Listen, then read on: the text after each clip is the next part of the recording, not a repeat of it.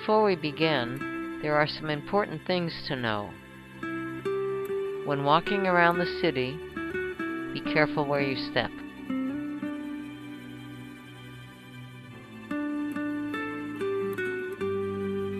Identify the closest McDonald's or Starbucks. Be careful where you park. Stay alert, as there could be a parade passing by, or a demonstration. And don't upset your traveling companion. Plaza de Mayo, in the city center, is the focal point of political life. The pyramid, the oldest national monument in the city, celebrates the May Revolution. Casa Rosada is the presidential palace, with the balcony where all the important speeches were given. On weekends, you could tour the palace. This is the palm tree patio. Our guide takes us to the Blue Room, where there is an art collection.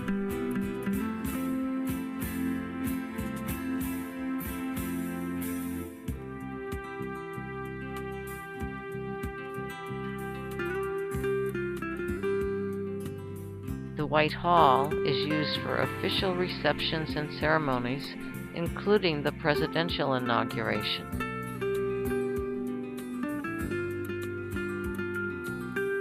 And the highlight of our tour, to stand on the balcony and look over the plaza.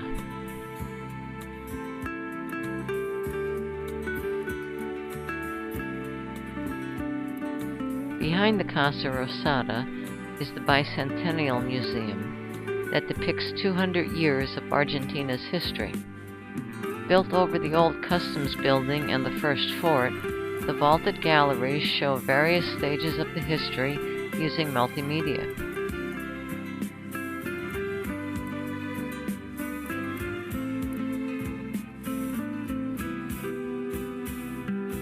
And of course, a portrait of Juan and Eva Perón.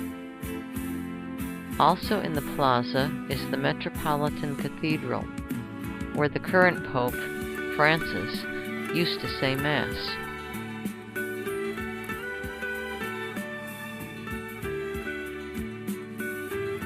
It is also the burial place of General San Martin, considered the father of the nation.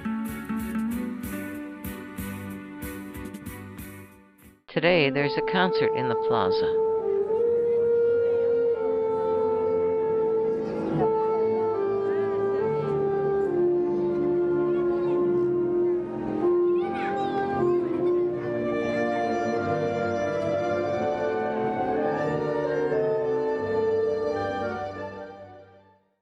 Every Thursday afternoon in the plaza, the Mothers March. This association organized trying to learn what happened to the children that disappeared during the Dirty War. Those that weren't killed were given to military families, and many years later, some discovered that the people they thought were their parents were involved with the death of their real parents.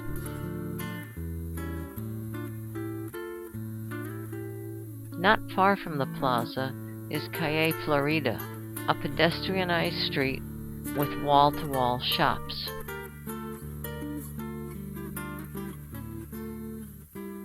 There is also a huge, modern mall here, the Pacific Gallery, with its dome covered in frescoes.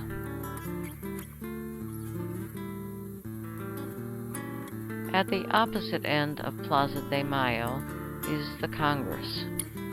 Along the way, you can see the obelisk, a National Historic Monument and icon of the city. The Congressional Building overlooks a huge plaza.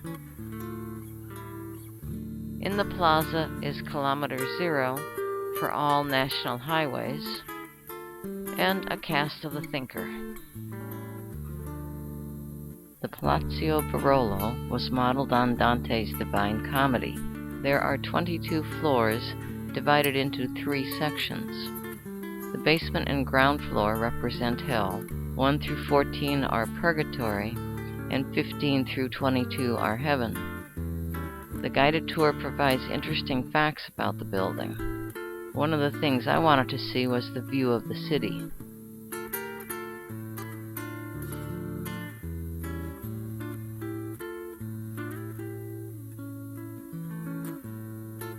Just a few more steps and we are at the lighthouse. On the 25th of each month, the light is turned on. The tour ends in a small museum.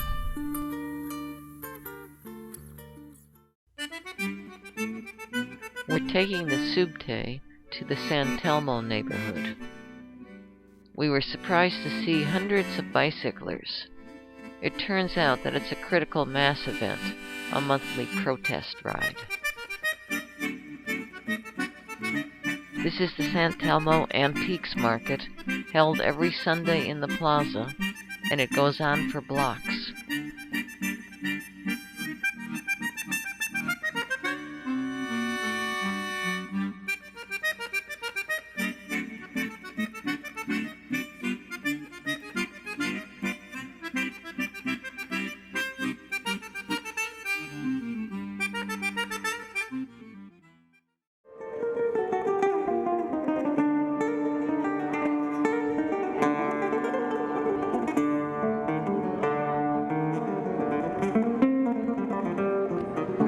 A good place for a break is the El Federal Cafe, here since 1864.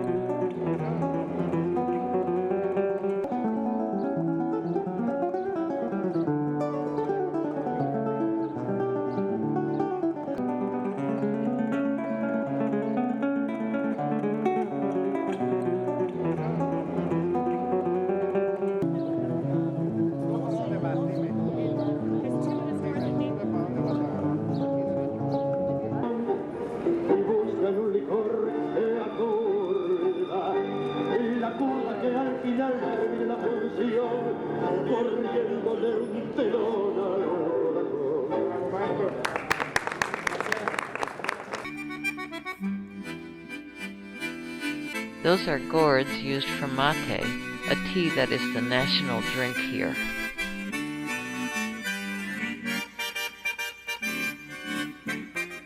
At Desnivel, we had our first parrilla.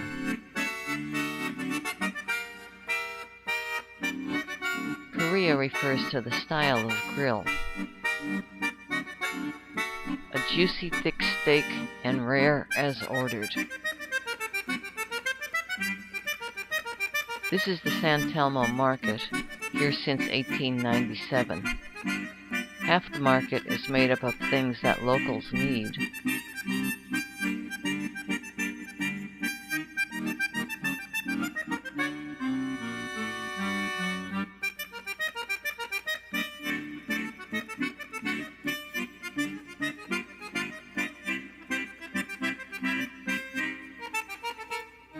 The other half with various vintage shops.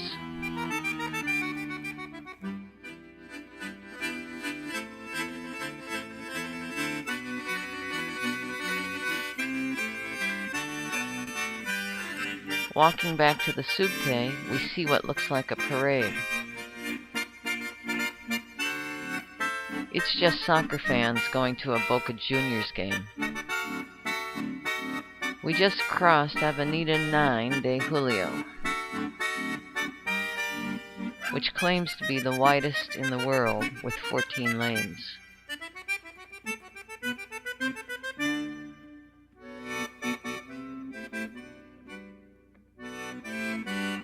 An iron portrait of Eva Perón is on the building where she gave a historic speech. Back to our homestay on the subte.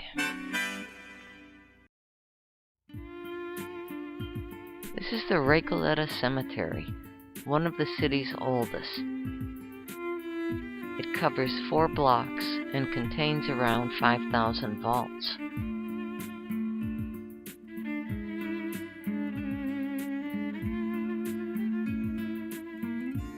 There are many elaborate marble mausoleums decorated with statues in a wide variety of styles.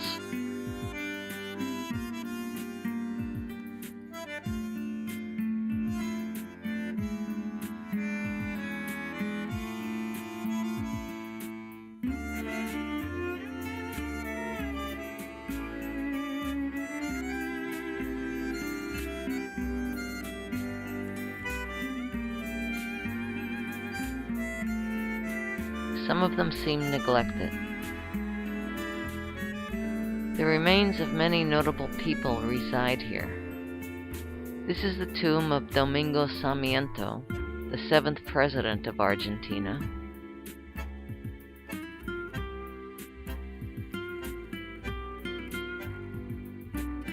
And this, a Nobel Prize winner.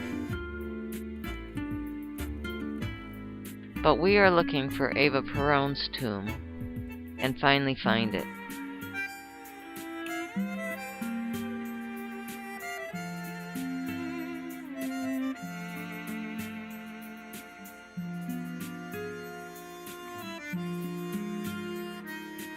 From the mall across the street, you could look down into the cemetery.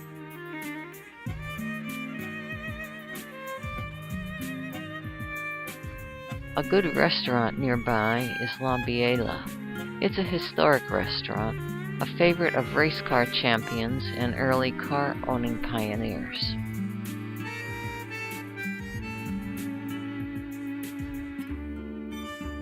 Not far away is San Martin Plaza, where of course we find General San Martin.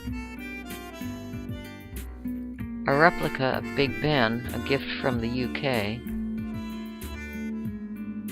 The Art Deco Kavanaugh building, and the monument for the fallen in the Falklands War.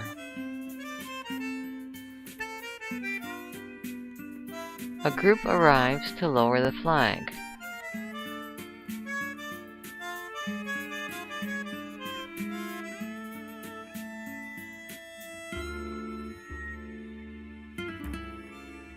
At another park, we're told if you drink from the fountain, you'll return to Argentina. We drank. That's the French embassy, and a storm is quickly approaching.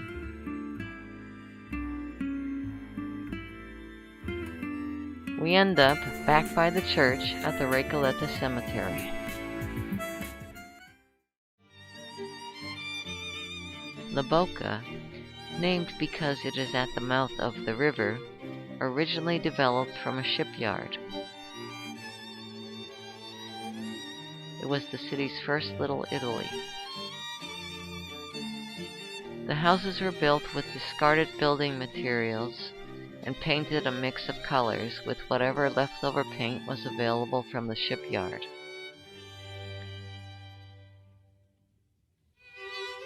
The pedestrian-only Caminito is a street museum lined with statues and murals explaining its history.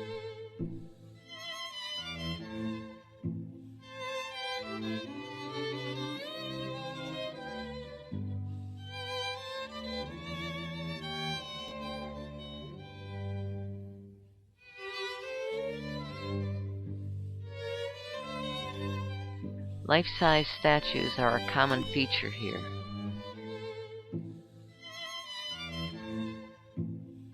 That's Maradona of soccer, Evita, and Gardel, a tango singer.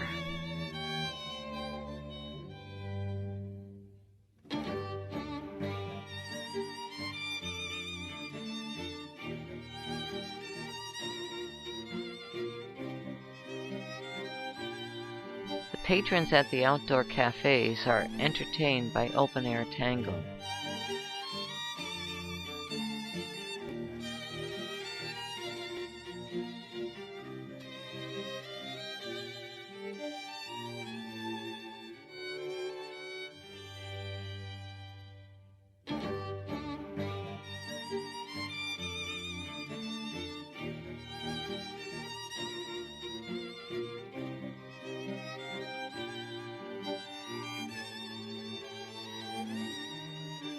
La Boca is known for popularizing the tango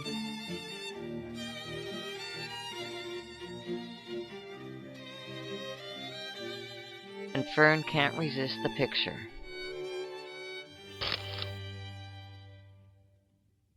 Also in La Boca, La Bombonera, which means chocolate box, named because of its rectangular shape, is home to the world-famous Boca Juniors soccer club.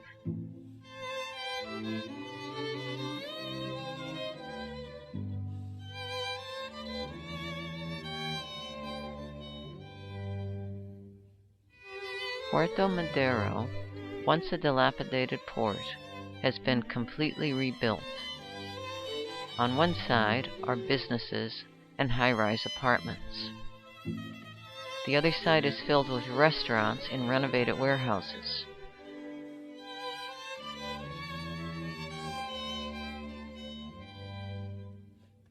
This eye-catching bridge is named the Woman's Bridge.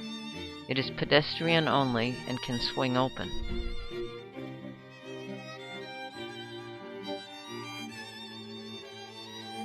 Some interesting exercise equipment in this park by the dock. Nearby is a casino, and since gambling is not allowed within the city, the casino is located on the Mississippi-style riverboat.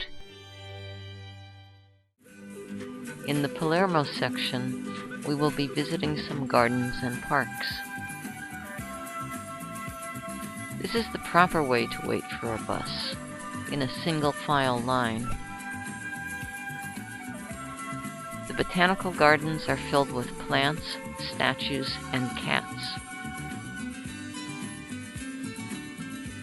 Fern is trying the lavender.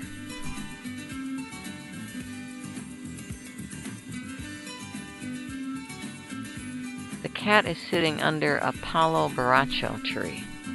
When the seed pods burst open, cottony fluff covers the ground. The garden's designer,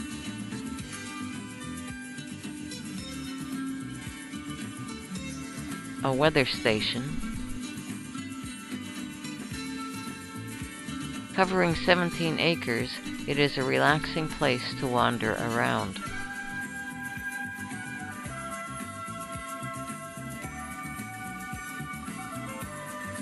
This is the Japanese gardens, in a classic style, with gardens surrounding an artificial lake connected by bridges.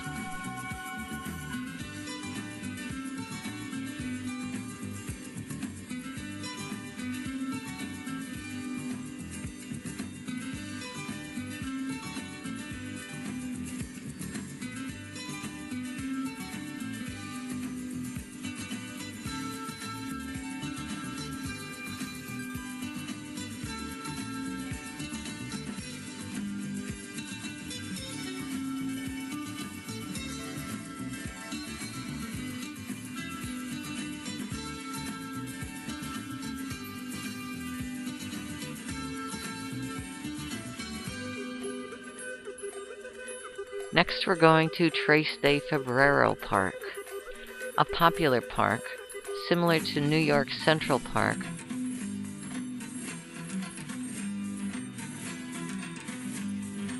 There are gardens, woods, walking trails, and artificial lakes.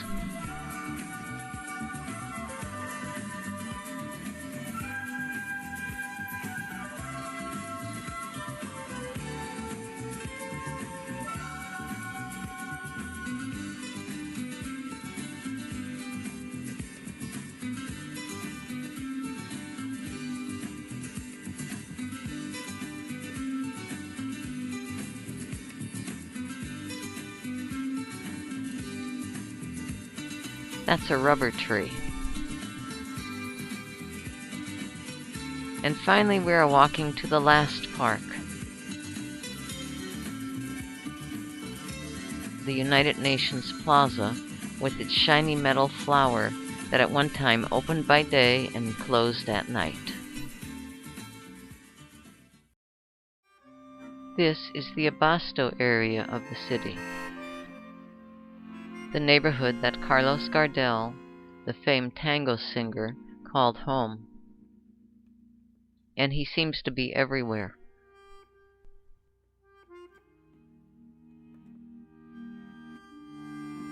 One of the many songs he wrote is painted on the building. And here you could buy handmade tango shoes for men and women.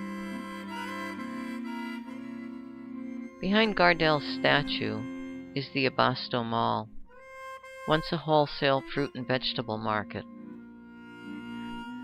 Among the many restaurants in the food court is the only kosher McDonald's outside of Israel. This is the Retiro train station, where we'll get the train to Tigre. Since it's only about an hour away from the city, many porteños come to the Tigre River Delta on weekends to relax.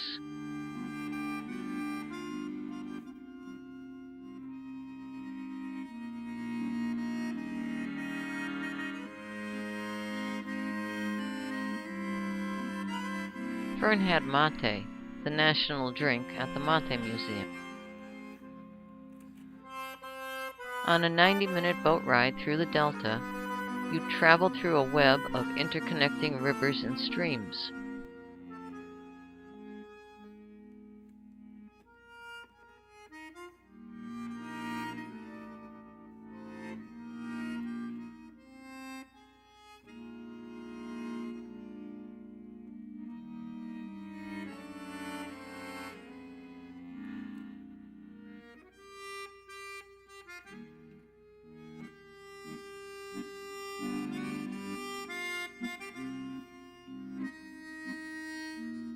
There I am as the boat returns. Tonight we are in the center of town because we're going to a tango show at Cafe Tortoni.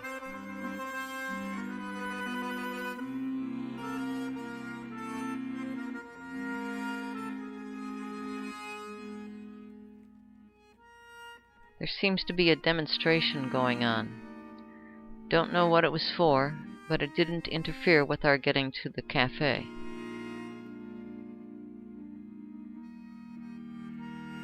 Cafe Tortoni is Argentina's oldest and most famous cafe, and in the evening is a tango show.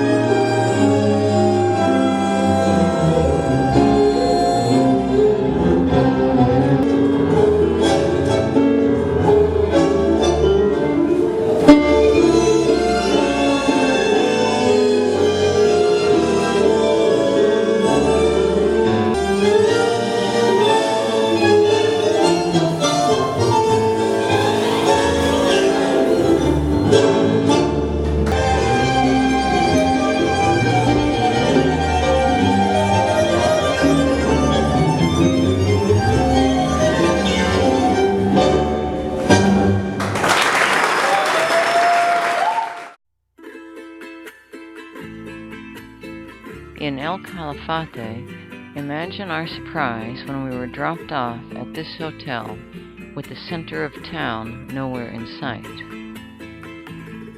We learn that there's a path into town, and this annoying little dog to contend with whenever you walk on his path. After walking about 15 minutes on unmarked paths and roads, we arrive at the edge of town. El Calafate is the gateway to the Glaciers National Park, and its main activity is tourism. There are many shops for the outdoor enthusiast as well as the souvenir hunter. There is even a casino.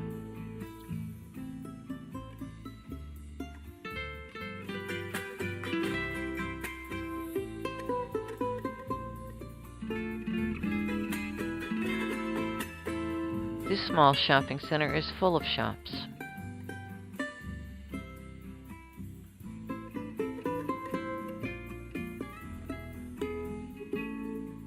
Free Wi-Fi is available at most of the bars and restaurants.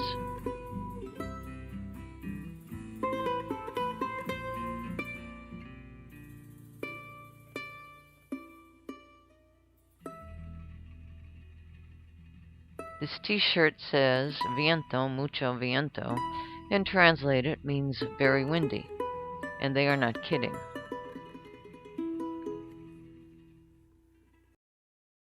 This is the Glacier Museum, one of the few glacier museums in the world. Kinda looks like the face of a glacier. And outside it's so windy I can barely stand up. But we didn't come to see the museum, we came for the ice bar.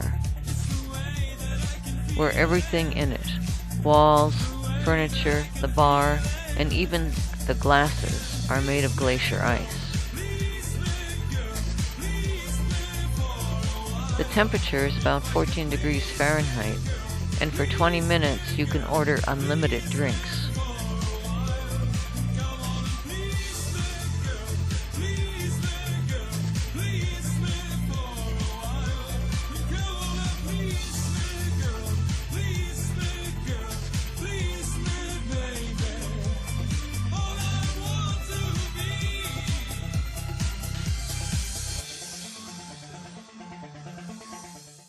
We had dinner at this restaurant, La Tablita, one of the recommended restaurants for Patagonia lamb. It was okay, but didn't live up to my expectations. Today we are leaving town for our mini trekking tour of the Perito Moreno Glacier. The almost 60-kilometer ride takes over an hour.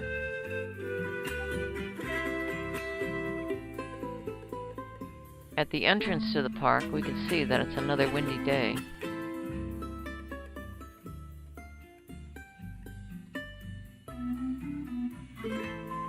Driving into the park, we begin to get our first glimpse of the glacier.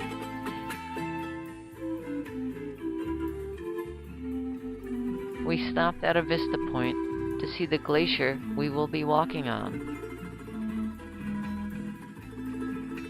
and the boat that will get us there. Once on board, we cross Lake Argentina. The walls of the glacier tower over 200 vertical feet. The most notable feature about the Perito Moreno Glacier is its dynamic and ever-changing facade. Unlike nearly every other glacier on the planet, which recede and dwindle in size over time, the Perito Moreno Formation actually swells with each passing day. It is an advancing glacier. The ice is continually growing and expanding upward.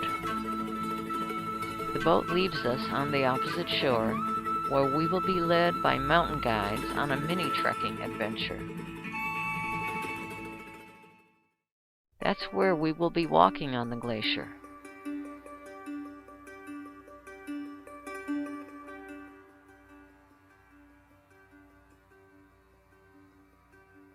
We need to walk over to the huts to gear up.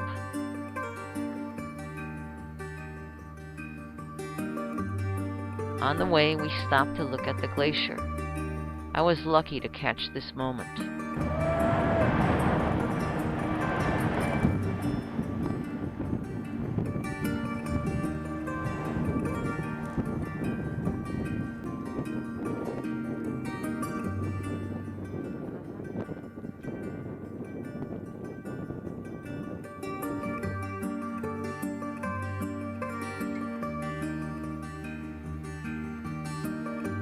Up there are the huts where we will be strapped into our crampons.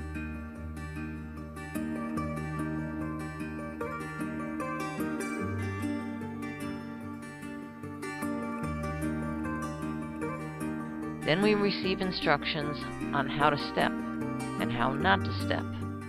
All the spikes of the crampon, okay? Always step flat, okay? Not like this, sideways, always flat, okay? We are all ready. It looks so far from here.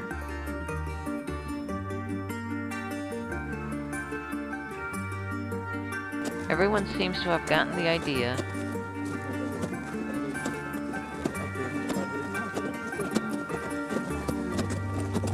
And there is help when needed.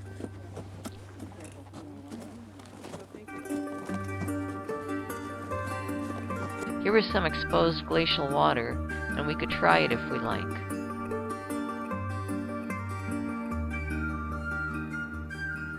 It tastes just like ice water.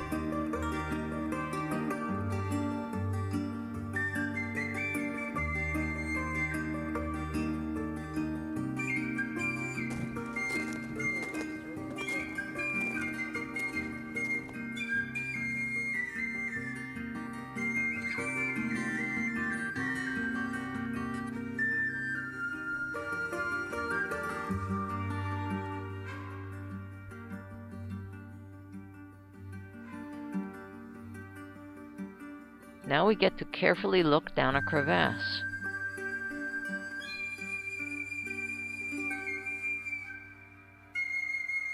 We are almost back where we started, and we have a surprise in store for us. A real ice bar, with alfajores and whiskey.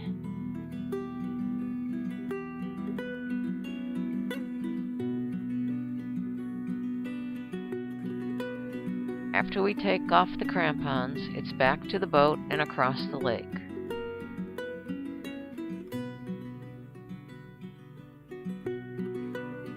Our next stop is the park's viewing platforms.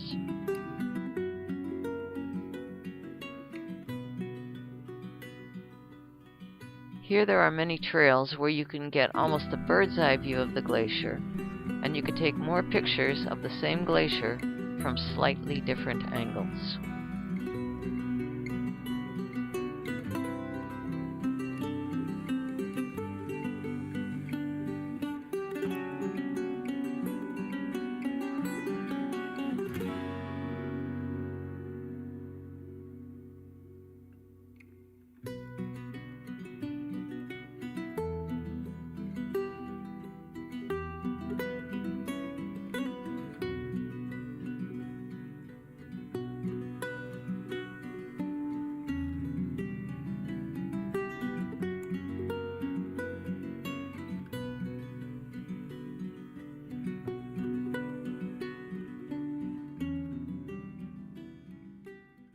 The next day, I walked to town going through a residential section rather than down the main tourist street.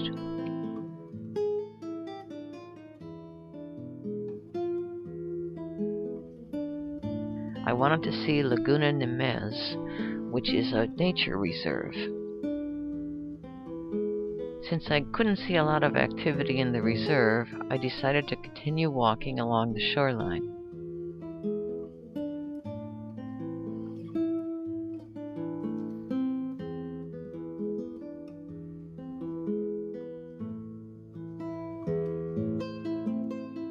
I was surprised to see flamingos here. They're pretty far from shore, and the really pink ones are even farther away.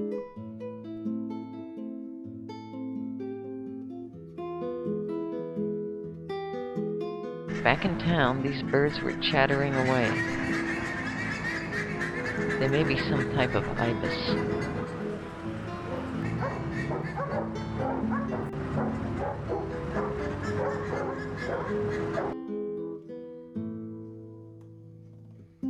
Because of a change in flight schedules, we got to Ushuaia, the southernmost city in the world. However, we were only there for about 30 minutes, and we never left the airport.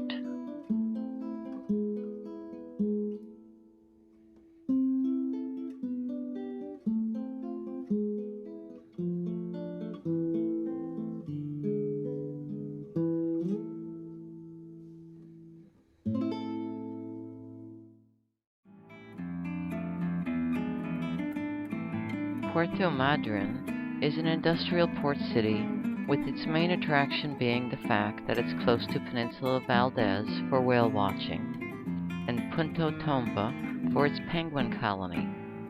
We are spending 2 nights here.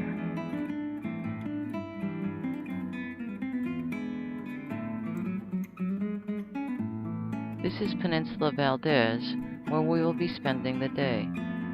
We stopped at the interpretive center, where there is information about the southern right whale and other wildlife in the area.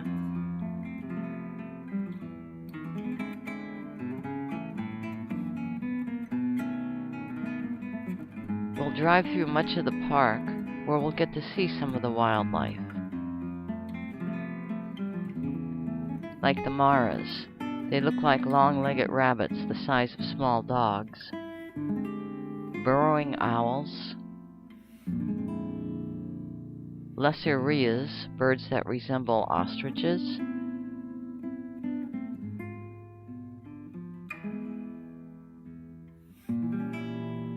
And guanacos, relatives of the llama. At the shoreline, there are trails, and from a distance you can see elephant seals, sea lions, and fur seals.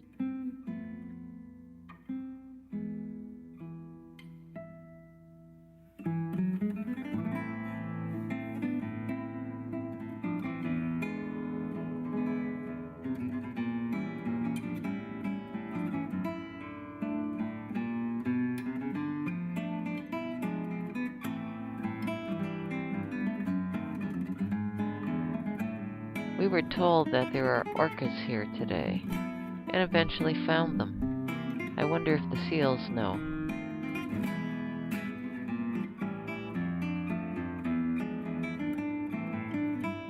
There appears to be about 6 orcas.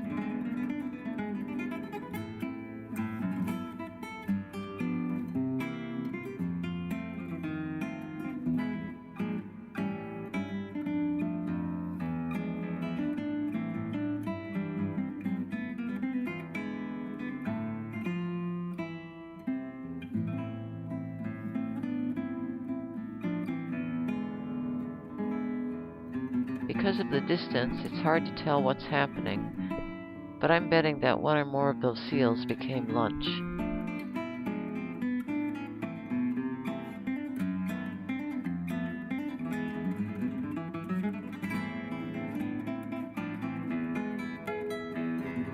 There are a few penguins here, but I'll see a lot more of them tomorrow.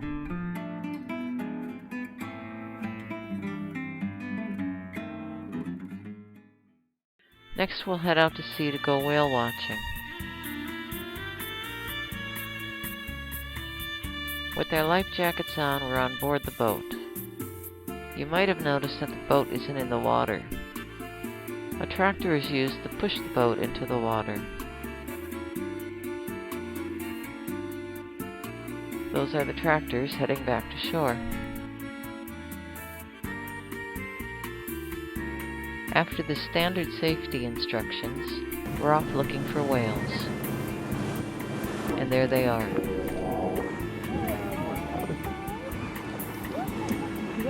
This is a southern right whale. It is one of the easiest whales to identify, as the enormous head is also covered in white-colored calluses.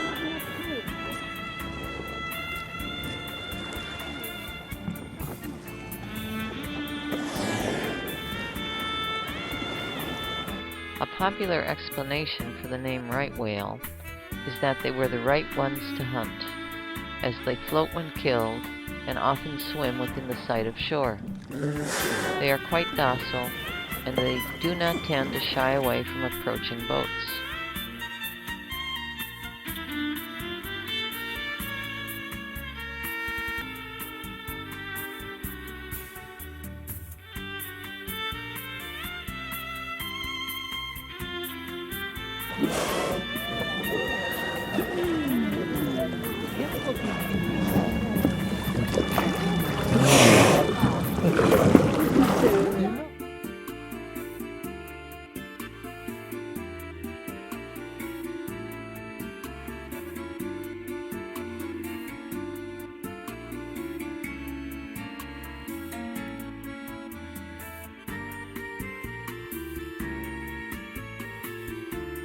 We were able to see quite a few whales in those 2 hours, but now it's time to head back to shore.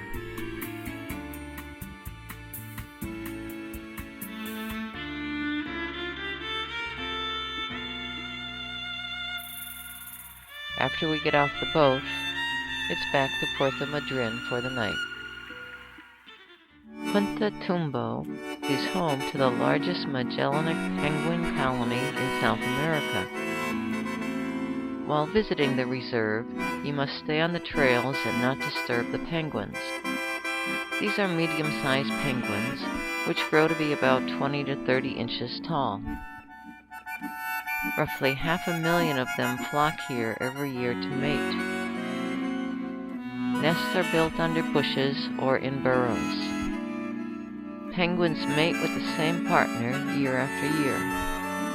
The male reclaims his burrow from the previous year.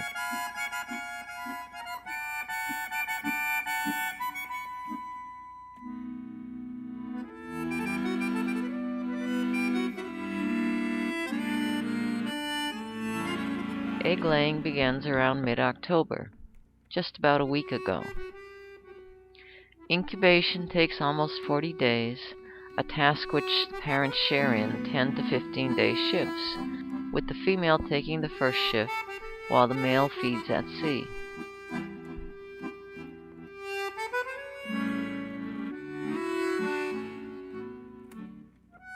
So today, only about half the population is here.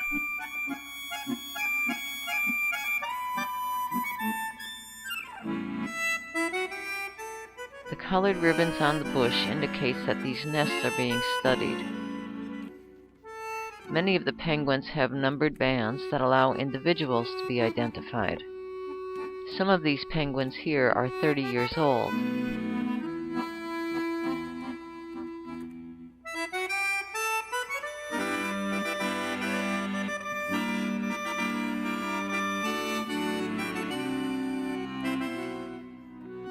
Eggs can fall victim to the various types of seagulls.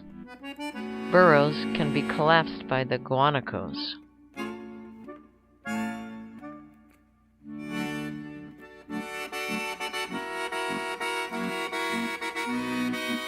At the end of the trail is a viewing platform where you can watch the penguins going into and out of the water. They have long, narrow wings that they use like paddles when swimming. They are excellent swimmers and they can swim at speeds over 15 miles an hour.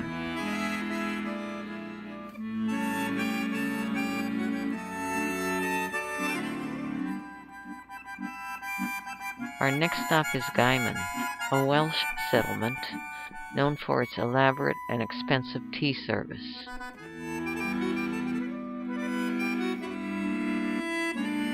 If that's not what you came for, there wasn't much else to see or do. Next is Treilw, another Welsh settlement, but much larger in population. It was more interesting to walk around.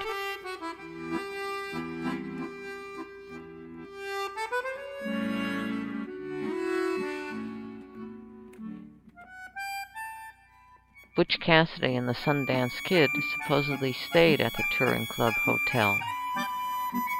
We pass a wind farm as we return to Puerto Madryn for the last night.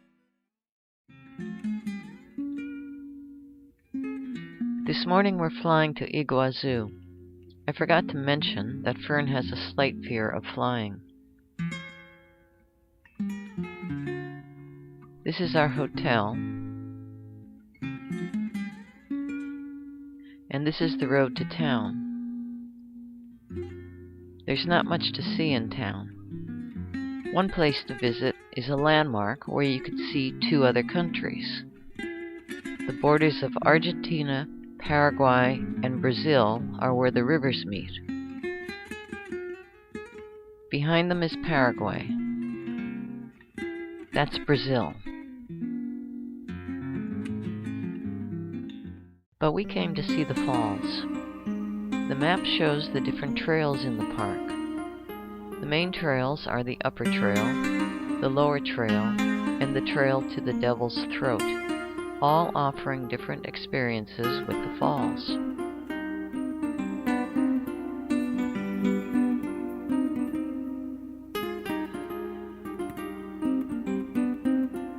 There is also a small train that connects each of the places to visit in the park. We're starting at the upper trail. This is our first view of the falls, where up high you can see curtains of water falling. Some birds actually nest behind the falls.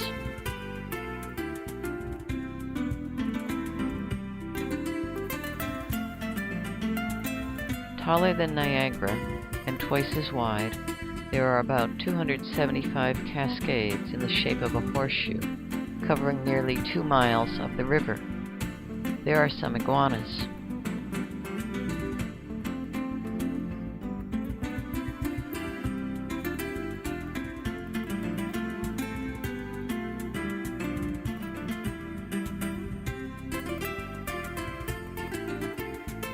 The falls are the result of a volcanic eruption. There are boats that take visitors right under the falls.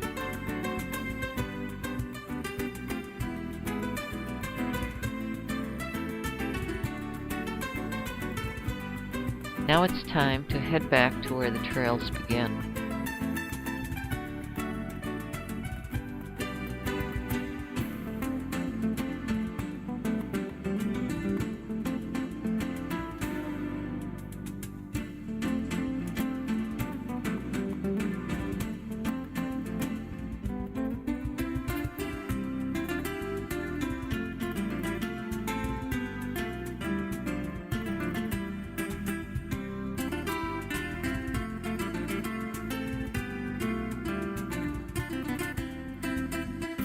Here at this small restaurant, a coati, a raccoon relative, is unrelenting in trying to get food.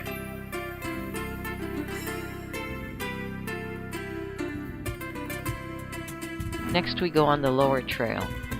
This trail gives us a much closer experience to the falls and the jungle surrounding them.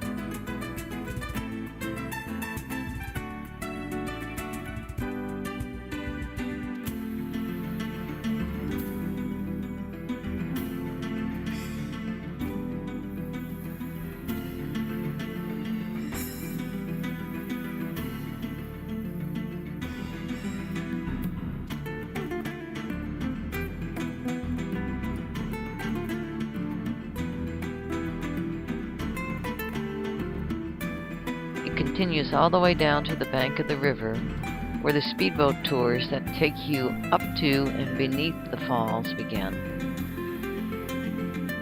Fern is out there somewhere.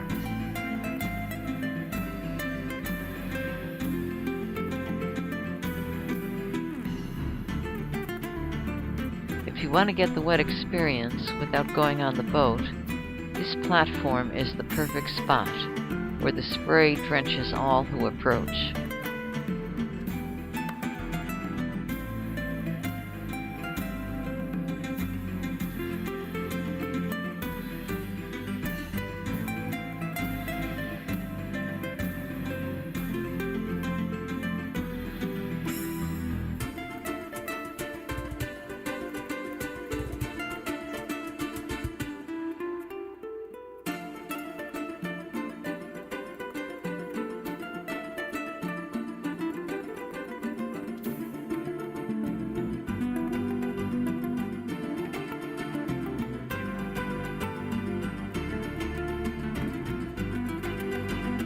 While waiting for Fern and the others to return, I completed the lower trail.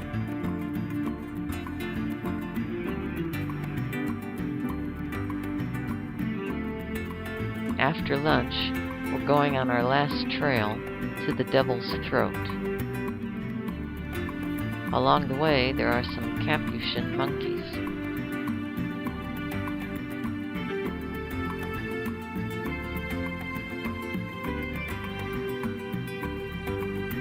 The train takes us to the trailhead. For 6/10 of a mile, we follow a series of trails, bridges, and catwalks over the upper river to get to the top of the Devil's Throat Falls at 269 feet, the highest of the falls here. The trail ends at a viewpoint at the edge of the falls.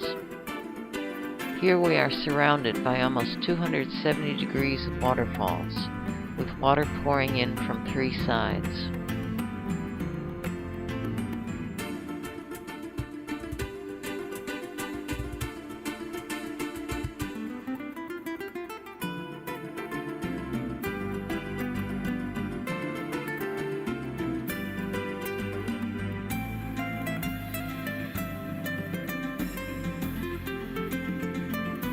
This is no place for vertigo sufferers, as you stand on the metal grate, suspended right at the edge of the crashing, thundering falls.